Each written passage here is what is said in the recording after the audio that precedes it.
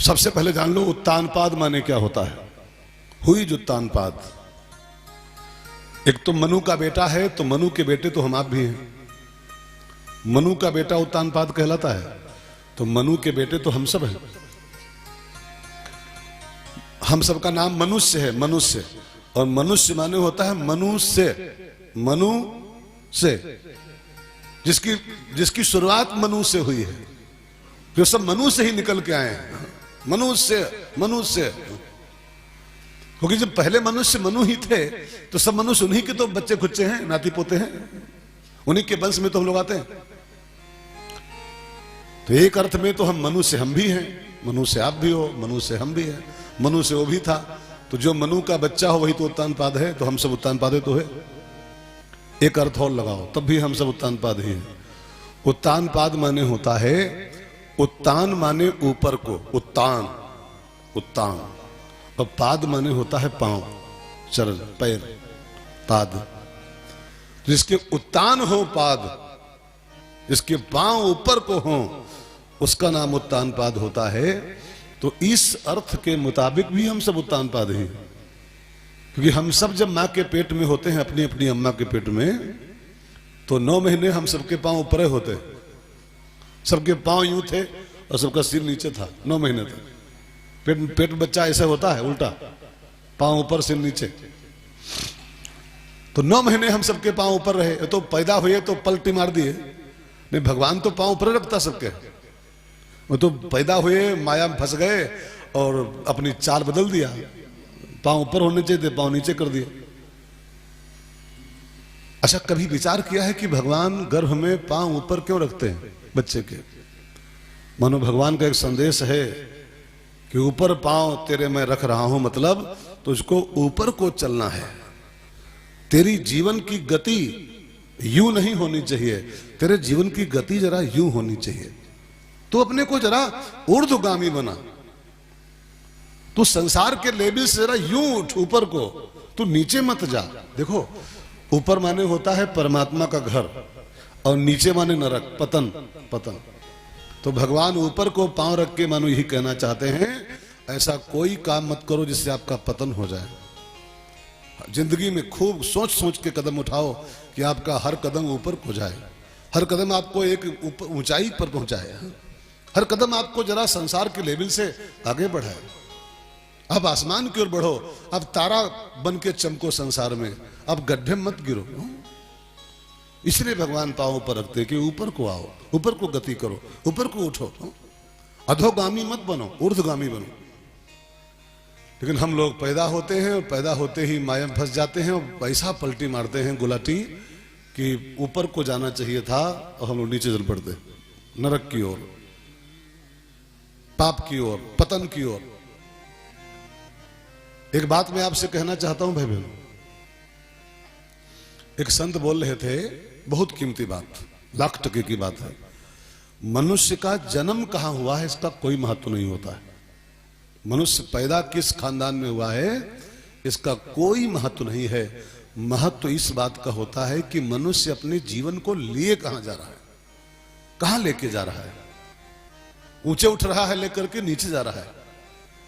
जन्म से कोई महान नहीं होता है। रावण तो कितने उत्तम खानदान में पैदा हुआ था, पुलस्त्य वंश, विश्रवा का बेटा, 4 वेद का ज्ञाता, महापंडित, महातपस्वी, मंत्र का ज्ञाता, तंत्र का ज्ञाता, जंत्र का ज्ञाता, कितना सब तो उसके पास था।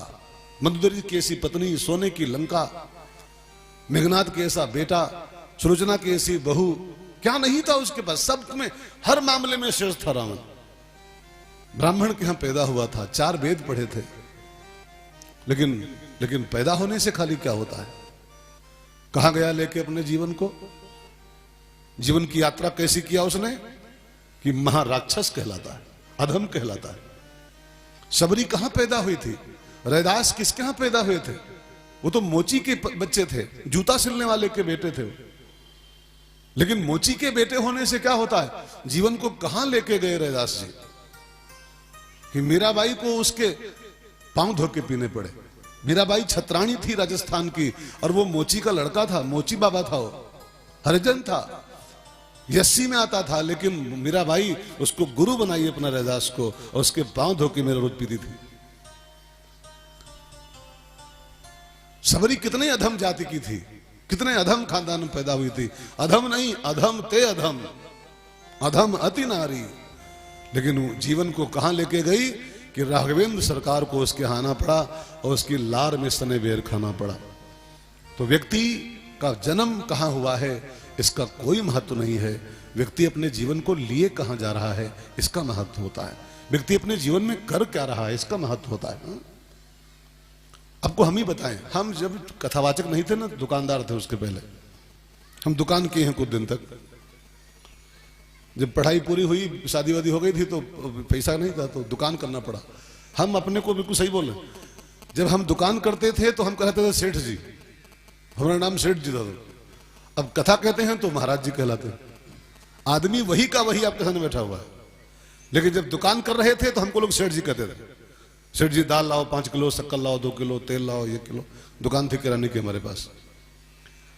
आदमी वही, काम जब वो कर रहा था, मैं तो सेठ जी के नाम से विख्यात था, लोग हमको बनिया कहते थे। अब जब ये काम शुरू कर दिया तो महाराज जी हो गए, संत जी हो गए। तो महत्व जन्म का नहीं, महत्व कर्म का होता है। रामायण में साफ साफ लिखा है, जन्म प्रधान विश्व करे राखा नहीं है, कर्म प्रधान विश्व करे राखा। महत्व जन्म का नहीं, महत्व इस संसार में कर्म का होता है। आप कर्म क्या करो। अब कोई ब्राह्मण हो और रोज पीता हो 3 टाइम, और मछली खाता हो, दरुआ पीता हो, अंडो खाता हो, है ना, चोरी करता हो, तो उसको कोई ब्राह्मण कहेगा? वो खाली पंडित के हम पैदा हो गया है, बाकी उसके पंडित वाले कर्म कोई है? तो पंडित के यहां खाली पैदा होना काफी नहीं है, हमारे ब्राह्मण जैसे कर्म होने चाहिए, तब हम ब्राह्मण कहलाएंगे। अच्छा और सुनो, कोई छोटी छोटी कास्ट का आदमी हो, माने यादव हो, कोई और हो, और वो कथावाचक हो जाए, कथा कहना शुरू कर दे, उसको लोग क्या बोलेंगे? जानते ना हो अगर उसको आप कि यादव ही है और बैस गद्दी बैठे और बढ़िया राम कथा बांचे, उसको आप लोग क्या कहोगे? आए? उसको ब्राह्मण कहोगे नहीं? पंडित जी प्रणाम, पंडित जी 5 हुई। क्यों? क्योंकि वो पंडित हो गया पंडित हो। अब कोई बाई चांस जानते हो उसके खानदान को तो जिद में न बोले, अरे हिरवे तो बा, पंडित जिदवे तो बा। लेकिन नहीं, अगर उसको कोई नहीं जानता है जन्म से और किसी गांव में पहुंच जाए और कथा बांचना शुरू कर दे, उसको पूरा गांव महाराज जी कहेगा, पंडित जी कहेगा। मेरे कहने का अभिप्राय, जन्म का महत्व नहीं है, महत्व कर्म का होता है। पैदा कहां हुए उसका कोई महत्व नहीं है, आप कर क्या रहे हो इसका महत्व। जीवन को कहां लेके जा रहे। तो ऊपर को पांव रखने का यही अर्थ भगवान का है कि तेरे पांव गर्भ में ऊपर रखता हूं मैं। क्यों? तुझको पैदा होने के बाद यूं चलना है, लेकिन हम पैदा होने के बाद यूं चल देते हैं नीचे की ओर। एक बड़ा बढ़िया भजन था 2 लाइन का, सब लोग गाइए मेरे साथ। अनमोल जन्म तेरा यूं ही गंवा रहा है, अनमोल जन्म तेरा यूं ही गंवा रहा है, अनमोल जन्म तेरा यूं ही गंवा रहा है, अनमोल जन्म तेरा यूं ही गंवा रहा है। जाना तुझे कहाँ है, जाना तुझे कहाँ है, तू जा कहाँ रहा है, अनमोल जन्म तेरा यूं ही गंवा रहा है, अनमोल जन्म तेरा यूं ही गंवा रहा है।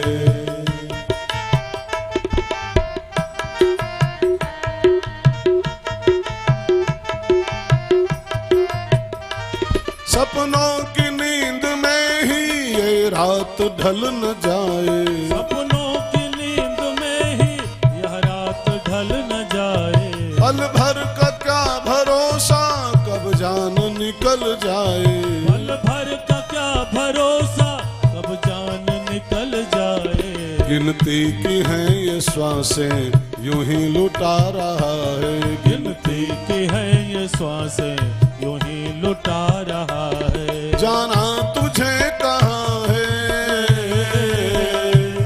जाना तुझे कहाँ है, तू जा कहाँ रहा है, अनमोल जन्म तेरा यूं ही गंवा रहा है, अनमोल जन्म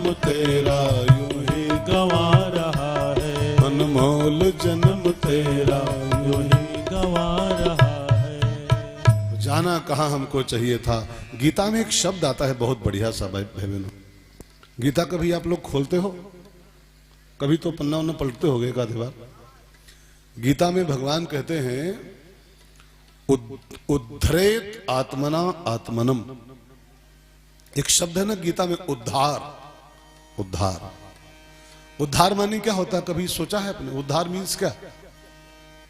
हम लोग जब उद्धार शब्द आता है तो मन में सोचते हैं कि मरे के बाद होता है, मरे के बाद। गलत। उद्धार शब्द का बहुत कीमती एक अर्थ है बहनों भाई। उद्धार माने बहुत कीमती अर्थ। उद्धार शब्द दो शब्दों से मिलकर बनता है। उद्धार शब्द का संधि विच्छेद करो तो इसमें दो शब्द है, विच्छेद करो तो कोई लोग उत प्लस धार। उत माने परमात्मा और धार माने होता है धारण करना, धार। ठीक है ना? तो अपने को परमात्मा के चरणों में पहुंचाना। उत माने ऊपर को, ऊपर वाले के चरणों में, और धार माने पहुंचाना। तो अपने को परमात्मा के चरणों में पहुंचाना, अपने को जरा संसार के लेवल से ऊपर उठाना, इसका नाम होता है उद्धार।